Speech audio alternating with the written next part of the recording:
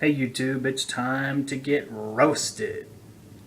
No better place to roast than in the privacy of your home, the comfort of your own home, where you can get just as roasted as you want to get. Today I'm choosing Sweet Maria's. And I'm going to unbox it. This is going to be a little bit of a series. It'll take me a few days to get it done because I'm going to make one video of the entire process from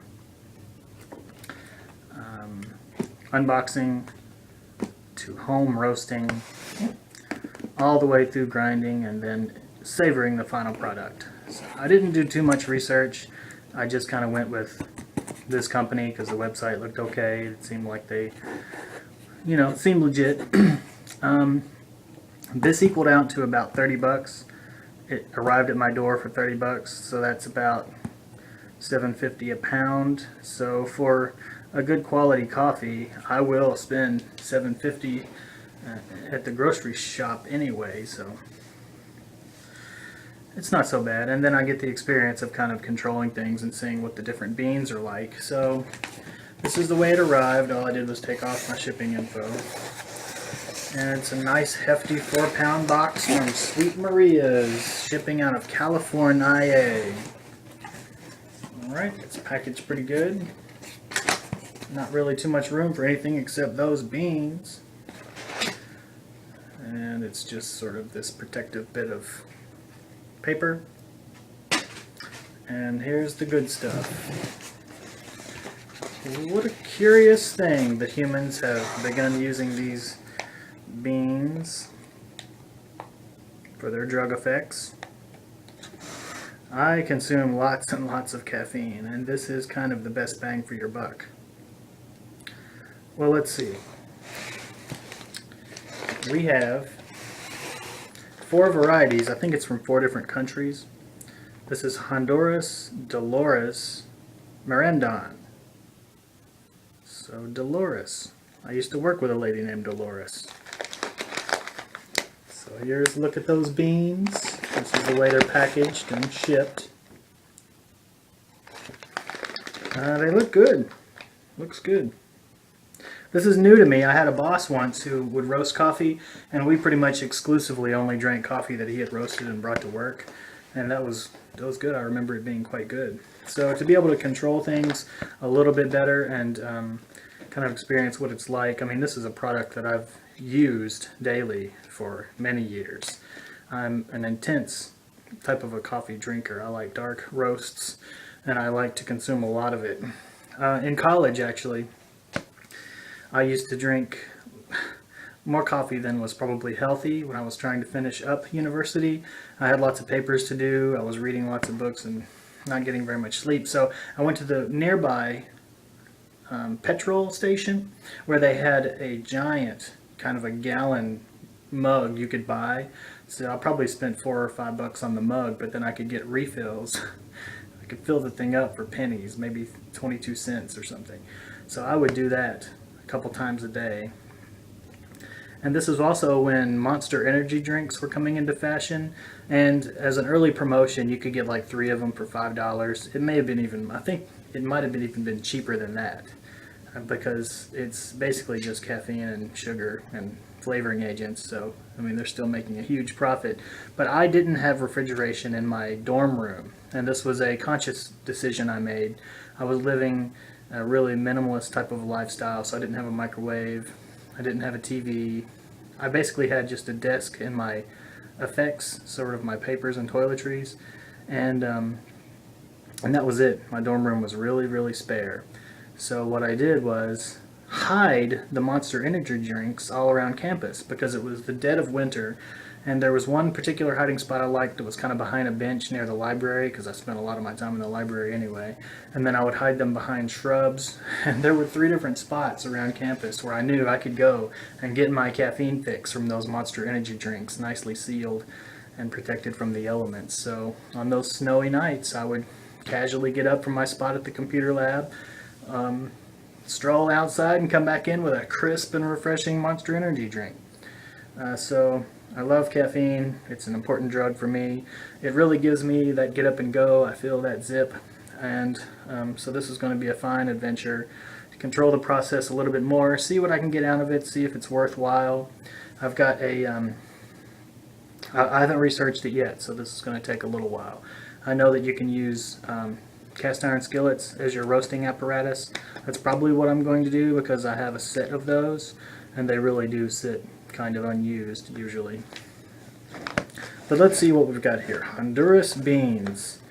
Now, it has got some tasting notes, I guess some flavor notes, some ideas about what to do and how to roast it.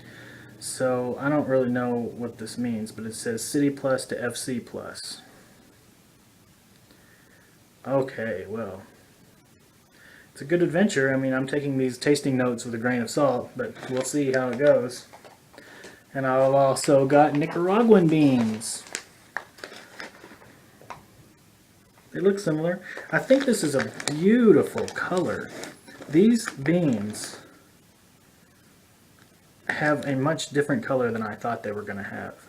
I just kind of expected a vegetal sort of a green, but they've got almost like a stone-like finish. They do look like polished pea gravel.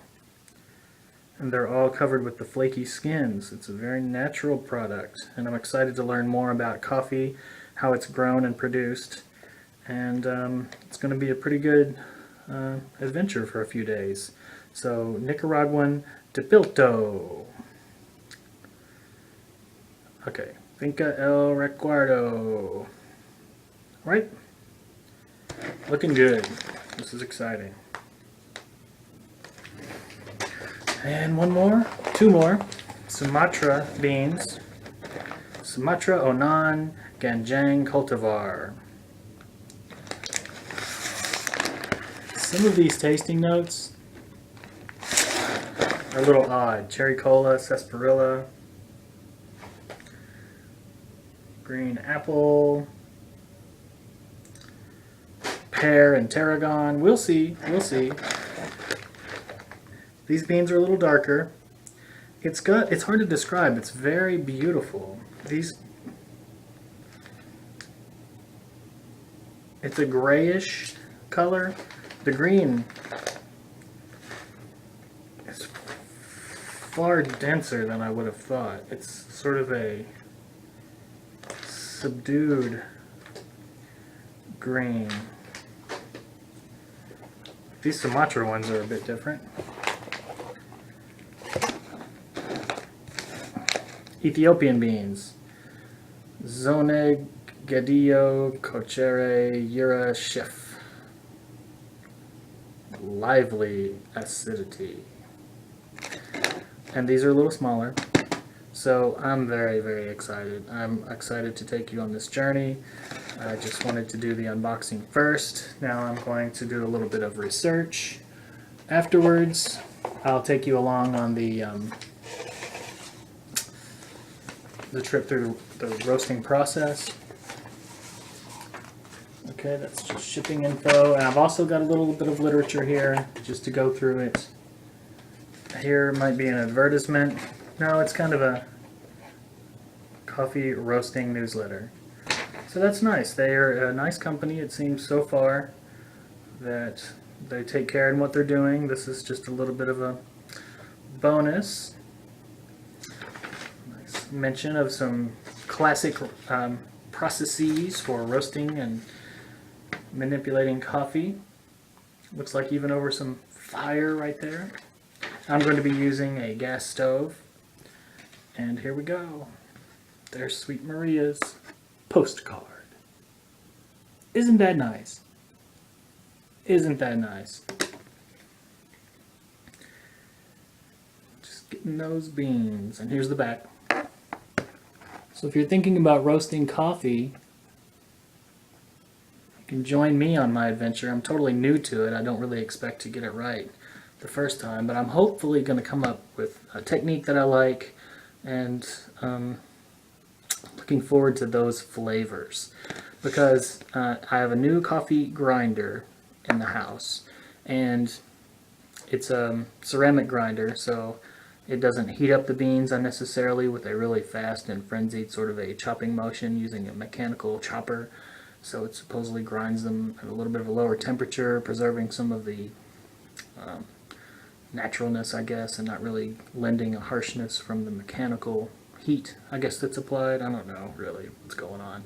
But anyway, I'm hoping for an exciting, lively experience, and I'm glad to be taking everyone along with me. So let's go. Let's get roasted. Alright then, I've finished with the roasting process. The resulting beans smell good, they look good. The only trouble was, I think, with not monitoring them correctly. Some of them got scorched on particular portions of the bean, so it's not really uniform, but that's once again not what I was going for. I took them outside on a bit of a tray. It's quite cold outside, being the depths of winter, and I just ran the beans through my hands, so within a matter of minutes they were cool to the touch, so that was a good swift seasonal way to cool them. The beans look beautiful. Most of the chaff is gone. I'm going to be working in the future, I guess, with a metal sieve. Get rid of the chaff and also do a bit of cooling that way. It's a good, lively, roasty smell, so overall, I'm pleased.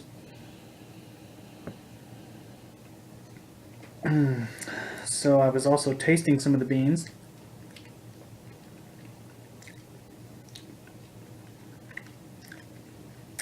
It's much different than the commercial beans you find.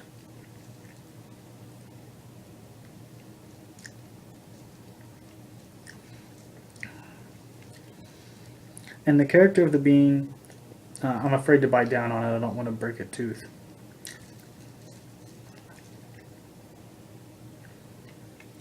But it definitely has a characteristic of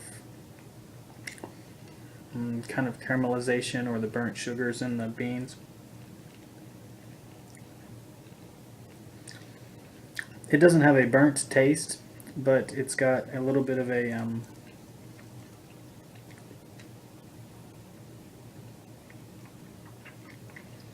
well, there certainly is a roasted character. I'm going to grind them now with this Hario hand grinder. Unfortunately, this does have the remnants, and I suppose some of the oils of some other beans, a variety of bagged beans, but that's okay. The character of Dale's Dark Roast should dominate the resulting cup. So I won't film the entire grinding process, but I do want to capture my first thoughts on how the grinding goes down. Well,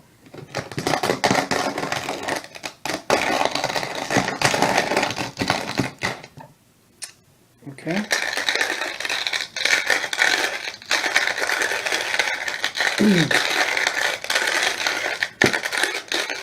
They certainly seem to be grinding properly in the fashion that the commercial beans would grind.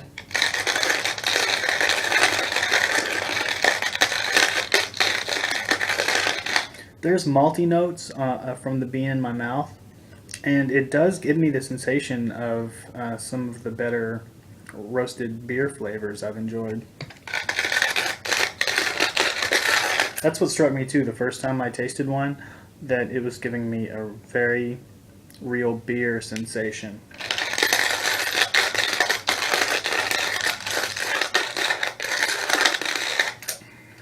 I think coffee stouts usually aren't that successful. I've had a couple of them that were pretty good, but it's something I usually would stay away from.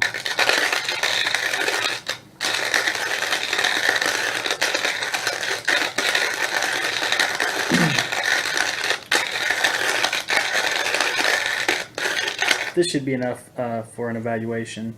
This is giving me a bit of a chance to make this more of a finer grind. Because for a week or so it's been kind of coarse, and I never really went back and readjusted, so I am going to do that now. I'm going to grind these up to pretty fine consistency. and then we'll be brewing a cup. So it looks good, smells good. I like that the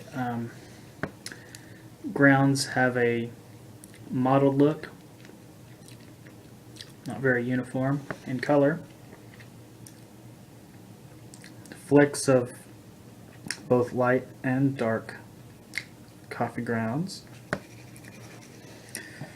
So I'm going to grind away for a couple more minutes and then I'll be back with some cupping. I have my finished grounds. There's a very fresh and vibrant acidity and some fruity notes. So we're off to a great start. I'm very excited to taste the resulting coffee. So here's the process I'm going to use. The dinosaur cup is filled with grounds. I'm going to use a full immersion method. So I'm going to carefully put some grounds here in this metal sieve. Just a few. In the bottom there. This is a method I've been using for a little while. Just drop it right down here into the mug. And this is going to make its way into the hot shot in preparation for the boiling water. So soon, very soon. The moment has arrived. We've gone from this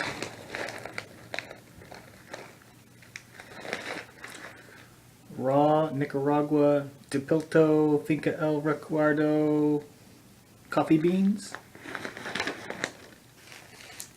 to this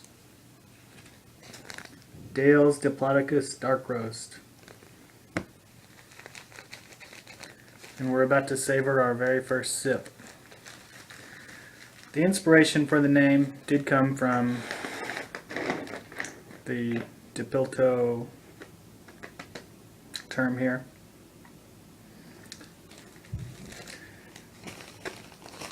But it is a beast.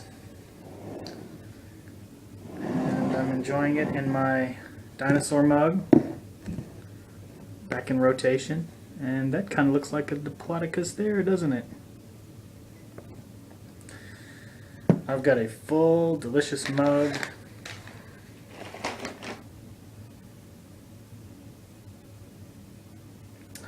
The character is a bit different than other coffees.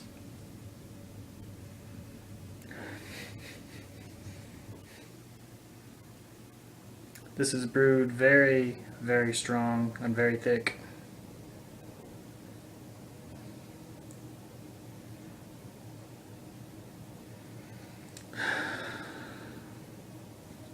The method left a lot of the bean matter in the cup. So let's give it a go.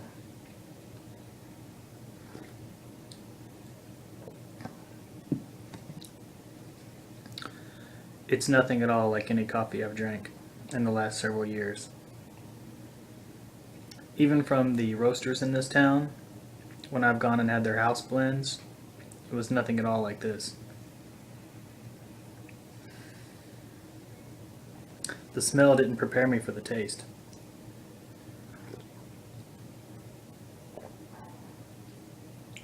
There's something vegetal in it.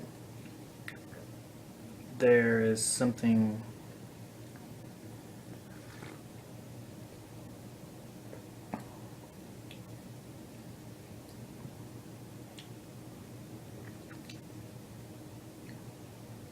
much different about it.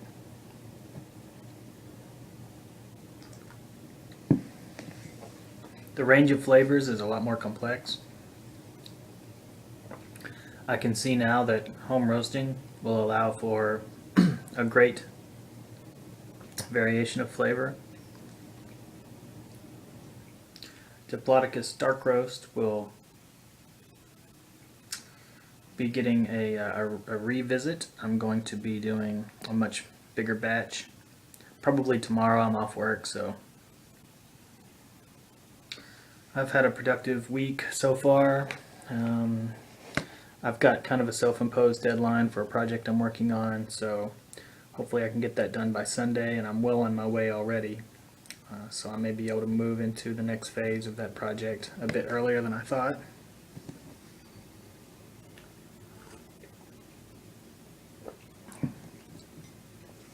It's really unusual, and I like it quite a lot. I've already chosen a handful of people I'm going to be gifting some of this coffee to. My mom and someone from work and an old friend who worked at Starbucks for many years.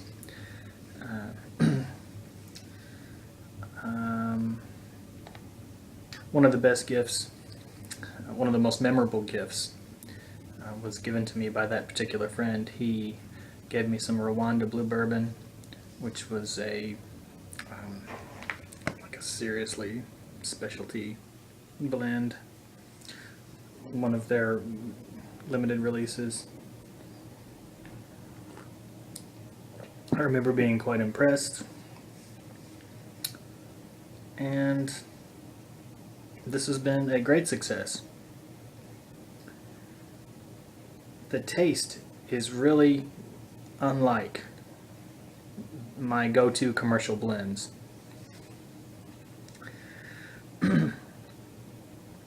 Often I'll branch out and try different things if they seem super appealing. So there's been a great range of coffee in this household for the entire time that I've lived here.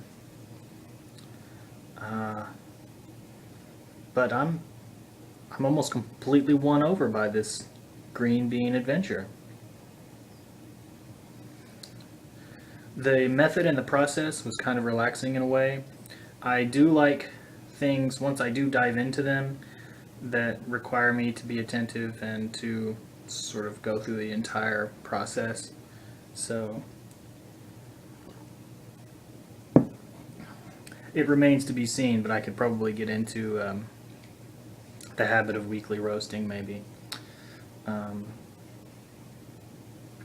think my friends are going to really enjoy this, and my family.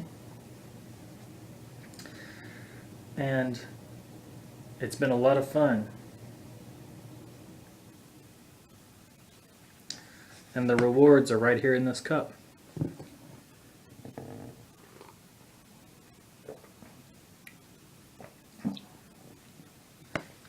It's really hard for me to find descriptors because it's so different than what I'm used to. Often, admittedly, I'll choose some coffee brands that aren't regarded as maybe the best quality, but I've tried almost all of the Starbucks range with mixed results. I've tried a number of it's a store brand called Private Selection that has a uniformly good quality of all the different products that they offer. It's like a specialty Kroger store brand, but often if there's a comparable product, the Private Selection product will blow it out of the water. And they began offering about maybe a year ago a range of more unusual types of coffees. So I tried all those, and often we'll get 8 o'clock coffee, and the difference is phenomenal. I feel quite percolated. This has only been a small portion for me so far, but there's not a lot of, well, there's not really anything else in my system but coffee right now, so I'm already getting a little bit of the drug effect. And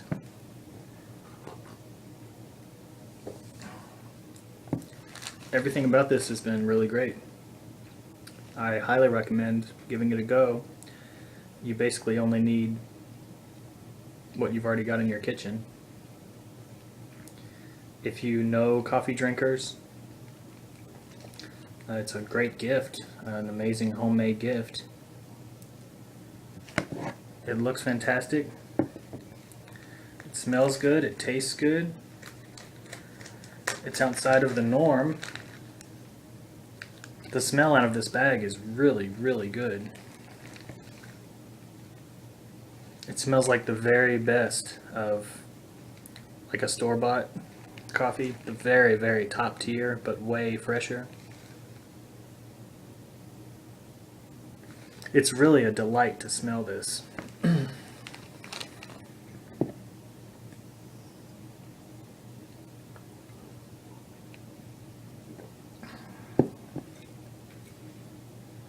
As it's cooling off a bit more, the nuance of the flavors coming out.